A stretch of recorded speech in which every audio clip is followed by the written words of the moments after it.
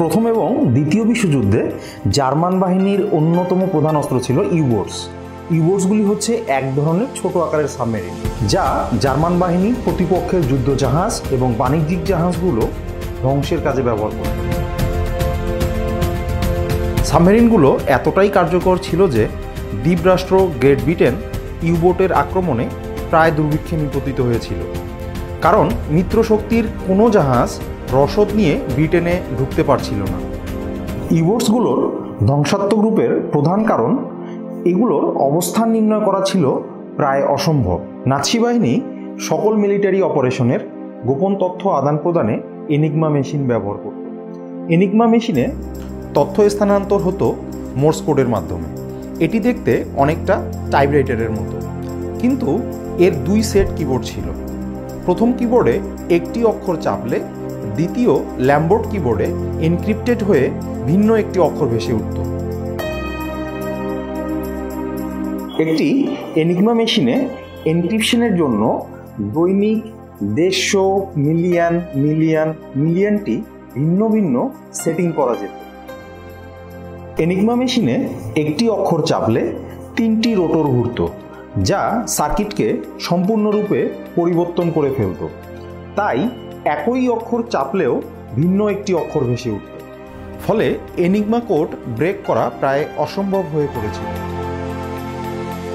আধুনিক কম্পিউটার বিজ্ঞানের জনক অ্যালান টিউরিং তার সেরা সহযোগীদের নিয়ে 1940 সালে বম্ব নামে একটি মেশিন তৈরি করেন, যা প্রথমে ব্যর্থ হলেও পরবর্তীতে এনিগমা কোড ব্রেক করতে সক্ষম হয়।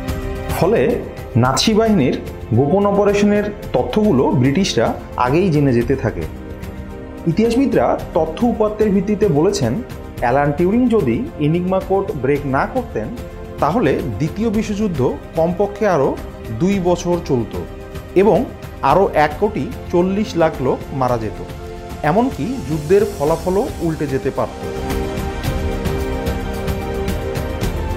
1945 সালে যুদ্ধ শেষ হয়ে গেলেও মহান এই মানুষটির অবদান 30 বছর ধরে গোপন রাখা হয়। স্বীকৃতির বহু পূর্বেই মাত্র 41 বছর বয়সে 1954 সালের 7 জুন রাষ্ট্রীয়ভাবে এই মানুষটিকে হত্যা বা আত্মহত্যায় বাধ্য করা হয়। তার মৃতদেহের পাশে সায়ানাইড মাখানো একটি আপেল পাওয়া যায়। ধারণা করা হয় এই সায়ানাইড সমৃদ্ধ আপেল খেয়েই অ্যালান টিউরিং মৃত্যুর কোলে ঢলে পড়েন। বম্ব মেশিন তৈরির 50 বছর পর 2009 সালে গ্রেট ব্রিটেন কৃতকর্মের জন্য রাষ্ট্রীয়ভাবে অ্যালান টিউরিংয়ের কাছে ক্ষমা চায়। অ্যালান টিউরিং তার জীবদ্দশায় অখ্যাত ছিলেন। তিনি কখনো বিখ্যাত হতেই চাননি, কিন্তু অসাধারণ প্রতিভাসম্পন্ন এই গণিতবিদ নিভৃতে কাজ করে গেছেন মানুষের জন্য। বিনিময়ে পুরস্কার পাওয়ার কথা থাকলেও তিরস্কার ছাড়া কিছুই মেলেনি।